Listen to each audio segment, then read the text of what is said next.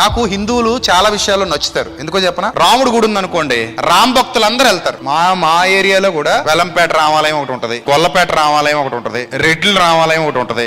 ఎవరు రామాలయంలో రాముడికి సంబంధించి నవమి జరిగిన ఇంకే కార్యక్రమాలు లేకపోతే వినాయకుడి విగ్రహాలు నిలబెట్టినా అందరూ వెళ్ళిపోతారు తప్ప ఇది పలానా వినాయకుడు, ఇది పలానా రాముడు అని అనుకోరు ఎవరు కూడా. కానీ క్రైస్తవ్యంలో ఎన్ని జబ్బులు ఉన్నాయంటే ఈ సభ ఎవరిది?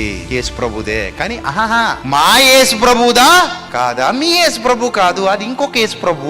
మరి నీ దగ్గర ఉన్న యేసు ప్రభు ఎవరు? ఇతను సెపరేట్ యేసు ప్రభు. సిగ్గుపడాల్సింది పోయి అతిశయపడే దుస్థితికి వచ్చారు క్రైస్తవులు. నిజమా అబద్ధం? నేను చెప్పింది నిజమా అబద్ధమా? ఇంత డైరెక్ట్ గా మాట్లాడితే ఎలాగంటే బాబు అనకండి. నేను అంతే. నిన్ను వలే నీ పొరుగు వాడిని ప్రేమించు అంటే అర్థం ఏంటంటే నువ్వు ఎలా అయితే బాగున్నావో అవతలుడు కూడా ఏమవ్వాలి? బాగుండాలి. ఇతరుల సుఖ దుఃఖాలలో మీరు కూడా ఏం తీసుకోవాలి? పాలి భాగం తీసుకోవాలి. అలాంటి మనస్తత్వం మీలో సంతరించుకోవాలి. అలాంటి ఆలోచన విధానం రావాలి. అలాంటి బ్రతుకు రావాలి.